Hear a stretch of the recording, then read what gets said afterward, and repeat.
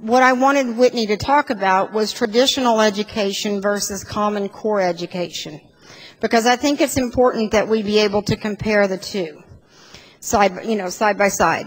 So I called my faithful friend Jenny White and I said, "Can you whip something up real fast?" And she said, "No problem." So she did, on her way to Tulsa this morning at probably about 6 o'clock in the morning. So this could be interesting. Jenny White is a friend of Tulsa 912 Project. She's one of my best friends. The work that she does is phenomenal. Her passion is amazing. And I'll just throw something in. She does have a master's degree in biology. Isn't that right? Or you said science. She homeschools her children using the classical conversation. She's an amazing woman, a wonderful friend, and a patriot that we can all look up to. And so if you would join me in welcoming Jenny White, she's going to talk to us about traditional education versus Common Core education.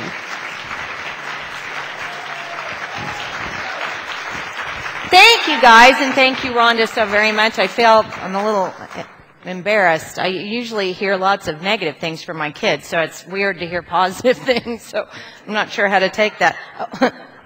And thank goodness for you. Okay. All right, I have a book here that I want to share with you this morning or this afternoon. It's called A Thomas Jefferson Education. And there was, before I even start on this program, which like she said will be interesting, I've never done this, I just wrote it on the way. But I wanted to share with you a couple of quotations out of this book that I think will give you an idea. That light is right in my eye. Will give you an idea about how I feel about education.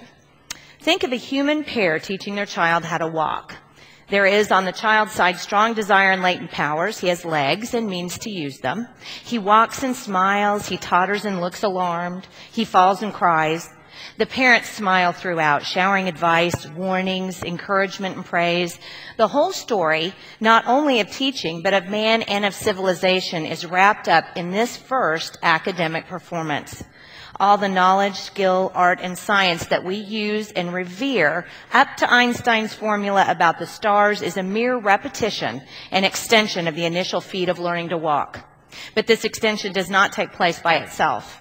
Most of it has to be taught slowly and painfully. There was a time when Einstein was not even quite sure what 8 times 9 came to. He had to learn, and he had to learn to be taught. I think that's something that we don't think about. We think about teaching kids, but we don't think about, are they ready to learn what we have to teach them? And I think that's one problem with the kind of conveyor belt philosophy we've started in public education, and that's kind of come to this particular movement. Now I'm going to follow that with one last quote, because I really liked this one too. This is by Confucius. He says, "By 3 methods we learn wisdom. First, by reflection, which is the noblest. Second, by imitation, which is the easiest. And third, by experience, which is the bitterest." Please note that he did not say knowledge. He said what? Wisdom. Are wisdom and knowledge the same thing? No, go to any university today. It's a very sad thing. There's a lot of knowledge and very little wisdom. So what are we trying to impart to our children? Are we trying to impart knowledge or wisdom? Really, wisdom is the ultimate goal. And I think it's very, very important. And I would like you, if you're interested in a classical form of education, look up this book. You can get it anywhere. It's a cheap book. A Thomas Jefferson Education. All right, let's start with the slides and we'll see how far we get with this. Okay, I wanted to use this particular slide because I wanted you to see. You'll note that we've been testing on computers, right? And that's been our big thing lately. That was why we had all the problems, testing on computers. Well, that's kind of my definition right there. You have COAT, C-O-A-T, you have a computer, okay? Let's go to the next slide. All right, we actually have 2 different forms of education, basically, okay? One is the traditional, it's also called the academic, and one is called the transformational or progressive. And please believe me, this is not a political statement. I'm not making a political statement. That's just what they call it. Next. All right, there's a lot of wording on here. I was doing a lot of cutting and pasting because Rhonda didn't tell you this, but I was driving while I was doing this.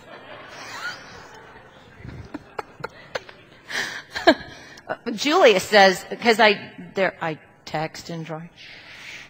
So Julia would think that, yeah, she probably could if I'd let her. All right, academic or traditional education. I'm just going to hit a couple of points here. If you'll look down here, it says, based on the recitation and memorization of facts from textbooks about which become the basis for higher order learning and critical thinking skills. Well, Dr. Parisi talked to us about higher order critical thinking, correct? we're not going to split hairs over textbooks because obviously you can get information any place today, and that's a great thing. But the point is, we use recitation and memorization. That's our basis for traditional education. All right, outcomes are neither expected nor required. Does anybody remember outcomes-based education? We actually killed that here in Oklahoma in the 90s. Well, Common Core state standards have a whole lot in common with outcome-based education, and we'll touch on that. All right. It is not required that every student leave prepared for college or that every student receive an education that prepares them for a job. Apprenticeships were common. Has anybody ever watched Dirty Jobs? You know that one? Oh, God, I love Mike Rowe, because I think that what really offends me, and I will say it's offensive. I will tell you it's offensive. The reason why Common Core offends me so much is because you're telling me the only thing this is college and career ready. So I have to go through a whole battery of tests, and I have to go through 12 years of schooling to be able to pump out a septic system? But don't you need your septic system pumped out? I have. I was sure happy the guy showed up. So why is it that we seem to believe that the only job you can have requires a college education? Do you understand and know that compulsory education was not even the plan of the founders when they began thinking about public education in the first place? We invented compulsory education. The founders were actually educated sometimes only up until 8th grade. What did they do after that? Did they just give up? Was that the end of it? Oh, gosh, we're too stupid to go on. Heck no. They went into apprenticeships. An 8th grade education back then was probably like a sophomore, junior year in college back then anyway. So it's hard to draw those kinds of parallels today. However, I just am going to point out here that that system of education, even 50 years ago, was not the same that we have today. We did not believe in compulsory schooling, and we did not believe that everybody had to go to college. All right, simple cognitive tests compared the abilities of students with each other, and mastery was not required for passing. Did I mention anything about testing in the quotes that I wrote to you? Does wisdom require a test? Can you give somebody a test for wisdom? Well, I have tried. What was the wisdom of leaving that garbage out in the yard when you knew the raccoon would get to it? That's never helped me. We never get to the answer to that question. All right, next. Oh, teacher-centered and directed. I think that's a very, very, very important thing about traditional education. It was teacher-centered and directed. Okay, so what's transformational education? Well, it believes that the purpose of education is to make radical changes in the nature of our people, government, basic institutions, and all of society and our entire world. It defines the purpose of education in terms of changing attitudes, values, and worldviews. Here's what I want you to really take away. Student-centered instruction with hands-on activities, student-led discovery group activities, project-based things, interdisciplinary works. These were all things that were really being implemented in the 70s when I was going to school, and we had those big classrooms where you could break down the barriers and everybody got to sit together, and oh, wasn't that exciting? Well, I didn't really need that. I just needed a teacher, especially me, who would sit there with a ruler over my knuckles and go, listen. Okay? It was very, very important. The one thing about John Dewey, I was going to say the one thing about John Dewey that I hate, but there are multiple and myriads of those, so we won't go into all of them today. But one of the things that I particularly despise is that he truly believed that children would teach each other. That children were just somehow contained all of the knowledge of the known universe, and if you just put them together in a room, for Pete's sake, they were going to teach each other how to build rocket ships to the stars. Well, I have tried that with my children. Something gets broken or burned up.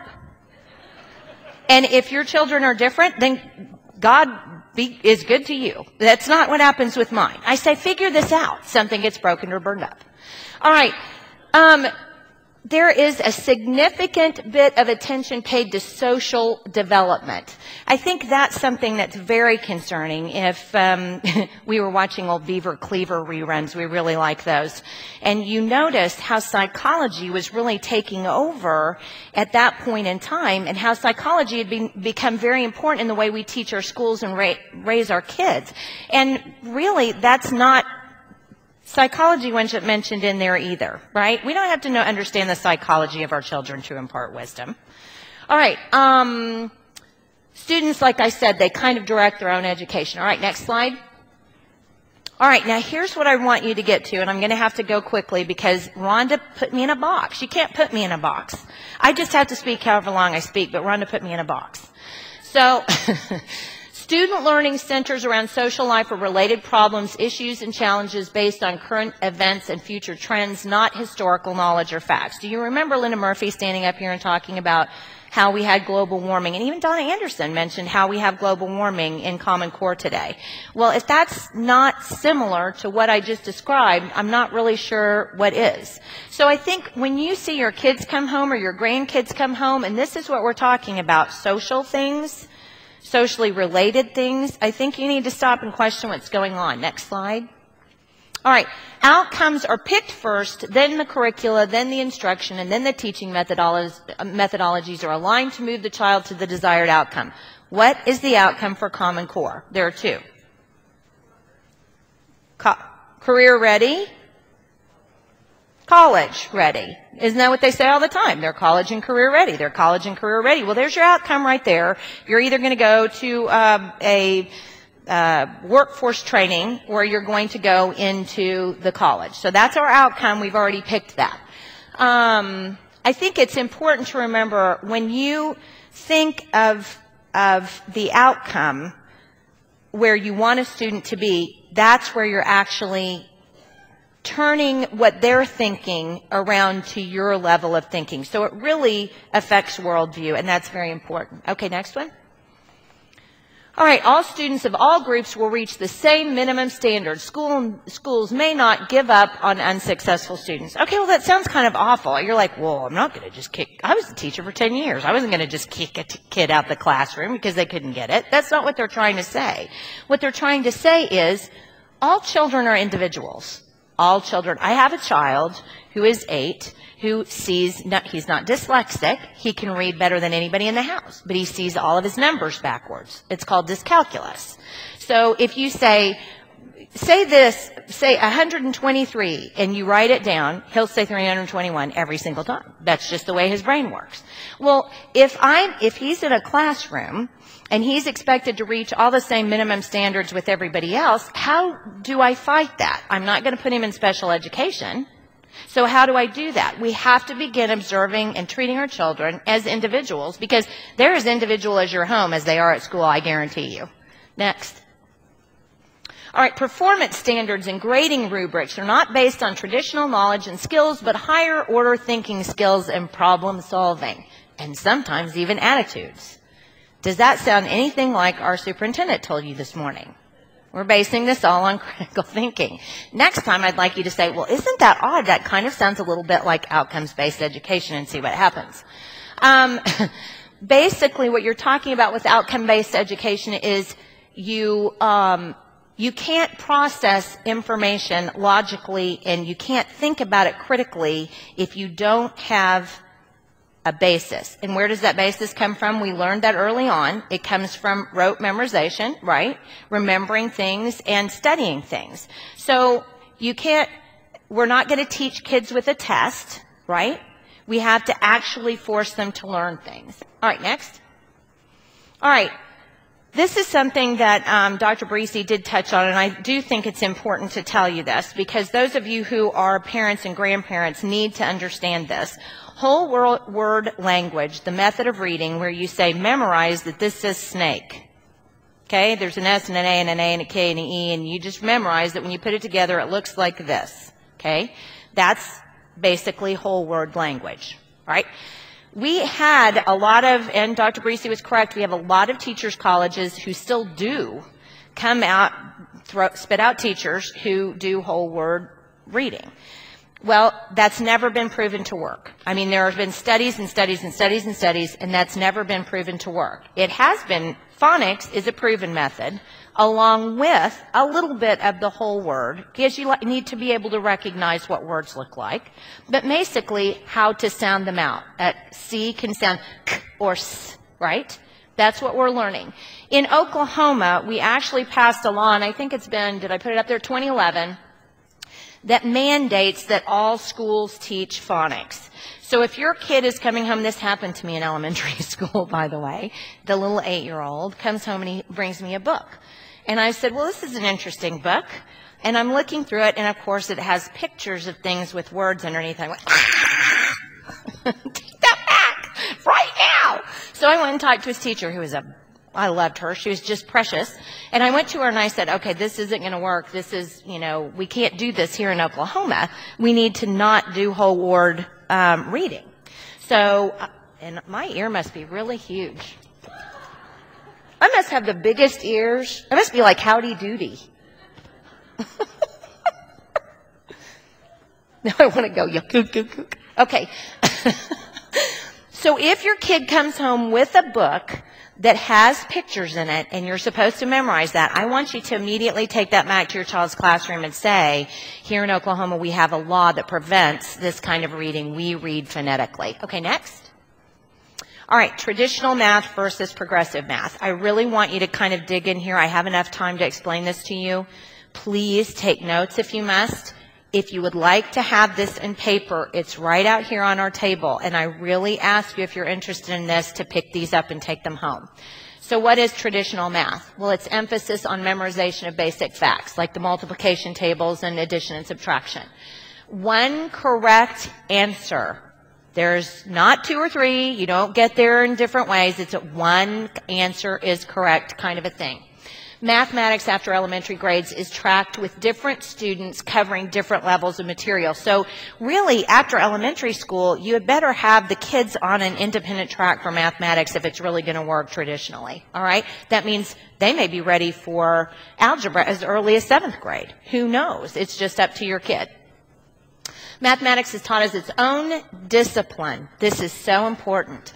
Without emphasis on social, political, or global issues. There may be some emphasis on practical applications in science and technology, but let's say, how many carbon units does it take to get to the number of units that Al Gore expends every time he turns on his air conditioning in his Tennessee house? Okay, that's not appropriate for math, so just make sure that that's not what's coming home. Next. Now contrast that with transformational math. This curriculum actually de-emphasizes procedural knowledge. So you're not going to find out how does 4 plus 2 actually add together to come up with 6. Okay, that's not what you're working on so well in transformational math. The lessons may be more exploratory. Oh, well, Sue went to the store and she got a couple of loaves of bread, and by the time she got home, blah, blah, blah, that kind of thing. All right? Emphasis may be on practical applications and greater issues such as the environment, gender and racial diversity, social justice. If you guys haven't heard of this, we actually had a book at my kids' school that was called Green Math. And it was actually, about the world, about, biologic stuff, but it just so happened that a lot of it was due to, humanism, and I had kind of a problem with that. Mathematics lessons may include writing, drawing, games, and instructions with manipulatives rather than filling out worksheets. I am sorry, but call me the mean old teacher. because I'm going to sit there and make my kids do math worksheets. Why? Well, because they're learning the math as they're going. They have to start somewhere, and if they can't figure out how to get 2 + 4 is 6, we're in big trouble. So they're going to sit there and work a worksheet until they get it done. They're not going to add beans. I'm not going to go in there and do that. You're just going to sit there and add it up, and then we're going to memorize them. Grading may be based on demonstration of conceptual understanding rather than whether or not the final answer is correct. We've had a lot of people complain about seeing mathematical lessons like this in their schools because, unfortunately, everyday math is something that fits very well with the Common Core curriculum, and everyday math is such an awful curriculum for math that it's actually, I think it was the World Teachers of Mathematics or something like that made the statement that it could be actually dangerous to kids learning math. That's how bad it is.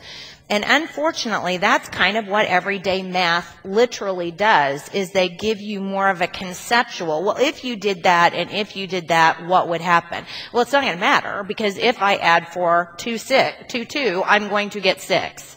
So we're not worried about discussing it. We're worried about memorizing 4 + 2 is 6. In some countries, there may be expectations of high achievement in mastering algebra for all students rather than tracking some students into business math and others into mathematics for science and math. That's something that's kind of important, too, that we don't do.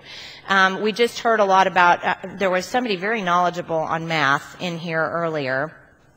And he was talking about calculus. Well, not every kid's going to do calculus. I mean, I have a master's in biology. I had something like 211 college hours, if you can believe that. But I did. But the point of the matter was that I lost my train of thought on that. Oh, thank you. Thank you. Oh, I love you guys. I never had to have calculus because biology majors are traditionally horrible at math. So I was able to get off with some basic statistics and like algebra 2, and I was like, yeah. But I still was a good biologist. So that didn't mess up what I needed to do. So forcing kids into math tracks isn't always what we need to be doing too. We need to find out what works for them and what's going to be best for their lives and what they can do on their skill level. All right, next. We talked about academic reading and phonics. Really, phonics has been proven over and over again to be the best method. Next. Same thing with whole language or word picture reading. It just doesn't help. If you, and I've thought about it like this quite a bit. If you see a picture of snake, that's great. But if you don't know S and N together say sn, and then the E, silent E is a ninja, it makes the A say its name, then how are you going to recognize it if you see rope or you see tape? Okay, so it's very important. Next. Are you coming to get me off already? Give me 2 minutes. Okay. I'm going to go through these last two slides, and then that'll be done because she'll get a hook on me. All right, educational theory of Karl Marx. Now, I want you to just follow through with me. This was his actual education theory. A change of social circumstances was required to establish a proper system of education. On the other hand, a proper system of education was required to bring about a change of social circumstance. Combines education with industrial production. What have we just talked about? Workforce, workforce, workforce. Constructivist in nature, where meaning is constructed by the subject out of material provided by the external world rather than discovered. Global warming, for example. Emphasizes the social history and collaborative character of human activity. What does that have to do with anything? Okay, that's for philosophy later on. They, the communists, seek to rescue education from the influence of the ruling class because we don't want people going to college next. They'd be too smart. Okay, so let's contrast that with Thomas Jefferson. Knowledge is obtained by a study of classic literature, languages, and the history of past societies and empires through life.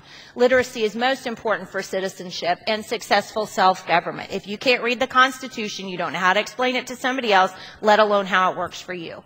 True knowledge is obtained and true wisdom by seeing, listening, and reading. All men are created equal, and all children should be educated to instill the traits of self-discipline. How often do we do that? Self-governance. How often do we do that? And self-efficacy. And that's not put you in a group and see what you come up with. Self-efficacy is how you learn to respond to your environment yourself. Fact-based knowledge from books rather than actual experiences were more important in obtaining knowledge because that led to wisdom, just like we read in the Confucius quote. Okay, I am done. She's going to pull me off with the hook. Thank you guys for listening. If you want more information on that, it's on our table. Thank you, Jenny.